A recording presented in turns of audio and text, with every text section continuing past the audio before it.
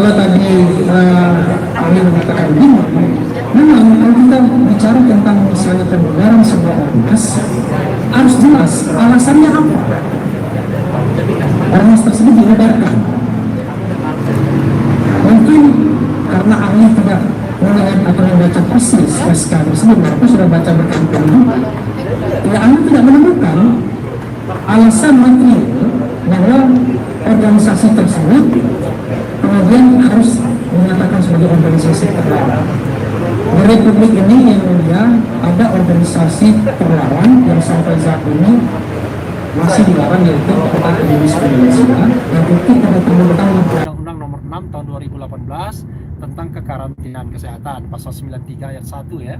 Apakah itu jenis kejahatan atau pelanggaran? Kalau saya mengatakan yaitu pelanggaran protokol kesehatan. Wah, rupanya dia tidak terima, dia menganggap itu kejahatan prokes. Saya mengatakan pelanggaran protokol kesehatan.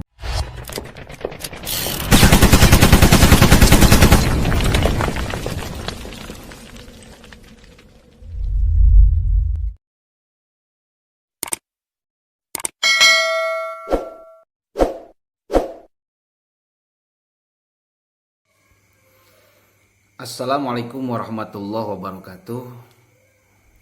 Selamat malam. Berjumpa lagi dengan channel kami di Johan Haidar Channel. Saat ini kita mau membahas tentang sidang lanjutan Habib Rizik Syihab tadi siang sampai sore di Pengadilan Negeri Jakarta Timur. Itu tentang kasus kerumunan, baik itu yang di Petamburan ataupun juga yang di Markas Syariah Megamendung. Saudara-saudara sebangsa dan setanah, siang tadi dihadirkan dalam forum persidangan Rizik adalah salah seorang saksi ahli, yang mana adalah beliau seorang pakar ahli hukum dan tata negara ya, itu Bung Refli Harun, di mana beliau memberikan kesaksian secara profesional terkait dengan permasalahan yang persidangan ataupun kasus Habib Rizik yang bersangkutan dengan urusan kerumunan dan pelanggaran prokes pada kerumunan di Petamburan ataupun juga di Markas Megamendung. Ada sesuatu hal yang unik dan lucu yang terkesan dipaksakan oleh pihak jaksa penuntut umum terkait pelanggaran prokes yang dilakukan. Sebagaimana sudah diakui itu adalah merupakan sebuah kesalahan. Karena memang itu pun juga karena lost control, dalam artian sudah dipandu tapi memang karena jamaah yang begitu banyak sehingga memang susah juga. Akan tetapi yang lucunya adalah pihak jaksa penuntut umum itu menjadikan seolah-olah bahwa pelanggaran itu menjadi kejahatan sehingga harus dipidanakan begitu berat, sehingga kasus Habib Rizik yang padahal menurut pakar hukum, para ahli menyatakan bukan hanya 1, 2, 3 bahkan banyak menyatakan seharusnya Habib Rizik itu tidak perlu untuk dipidanakan dan kasus itu harus segera ditutup karena tidak sah, tidak bisa dibawa-bawa kasus kerumunan sehingga dibawa ke ranah pidana. Bahkan Habib Rizik kan sudah memberikan membayar denda atas kejadian yang di Petamburan tersebut. Akan tetapi tetap terus dipaksakan oleh pihak jaksa penuntut umum, yang mana entah itu pesanan siapa, entah keinginan siapa, dan nanti akan tahu di akhir.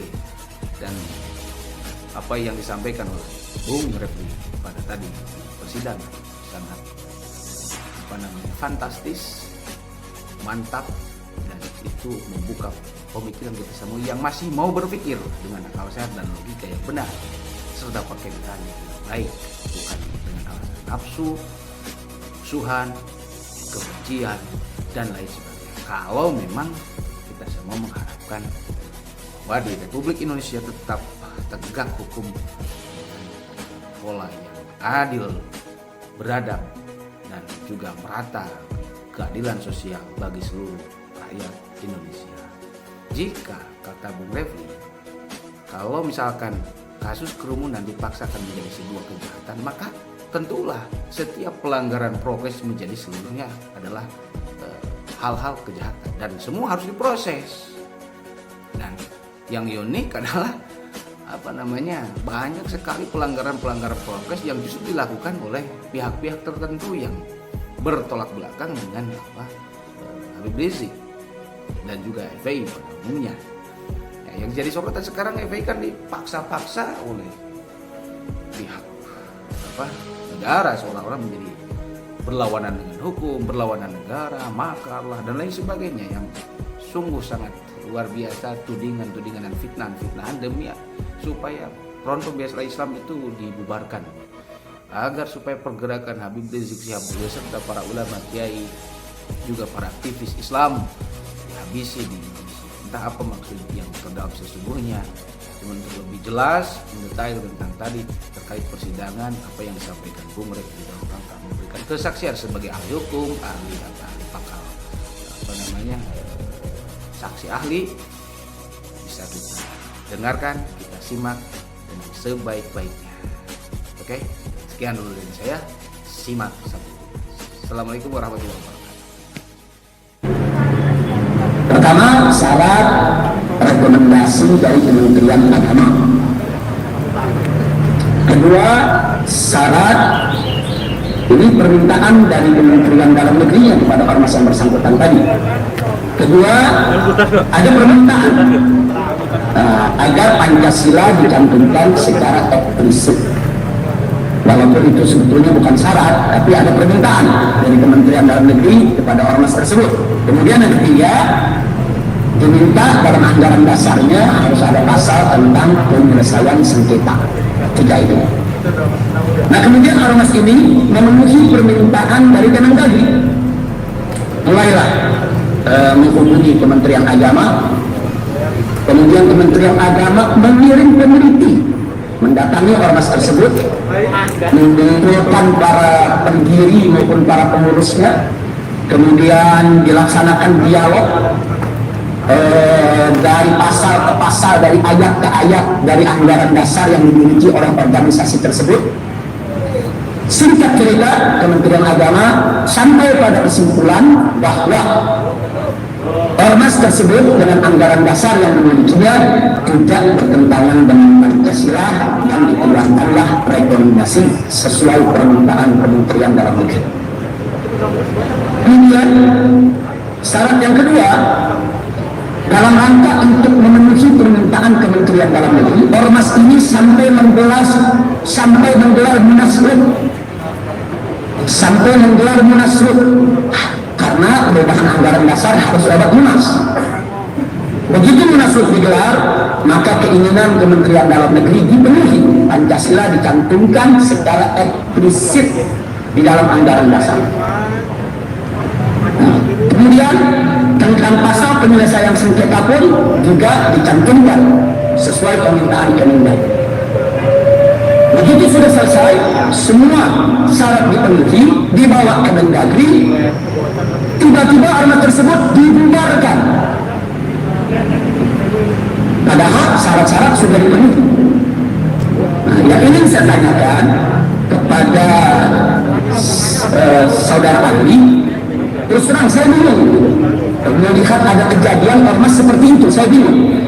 Saya tadi juga melihat saudara ahli ada mengatakan ada beberapa penerapan hukum yang saudara ahli juga bingung. Nah, saya ingin bagaimana supaya tidak bingung bisa memahami kejadian ini. Terima kasih. Nah, ini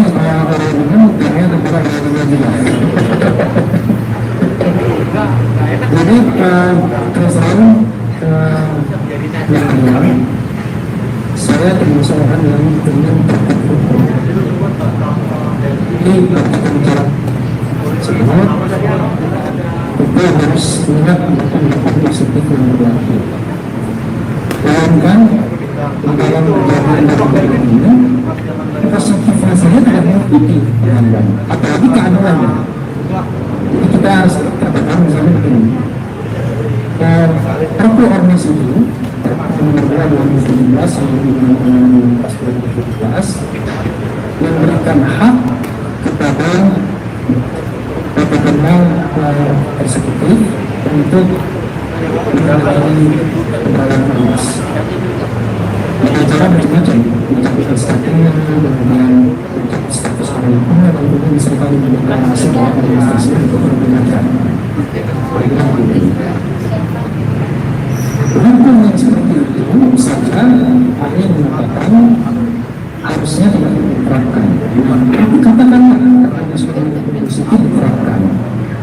Tapi jangan lupa di situ itu ada juga proses mulai dari peringatan, kemudian penghentian kegiatan. Jadi ada proses, ada prosedurnya, dan saya tahu bahwa prosedur itu tersingkat, bukan mudah dibandingkan dengan itu saja tidak mungkin. Yang kedua, kalau tadi ahli mengatakan begini, memang kalau kita bicara tentang misalnya pembubaran sebuah ormas, harus jelas alasannya apa. Ormas tersebut dibubarkan. Mungkin karena ahli tidak melihat atau membaca persis SK tersebut, mereka sudah baca berkali-kali. Ya, ahli tidak menemukan alasan material bahwa organisasi tersebut kemudian harus menyatakan sebagai organisasi terlarang.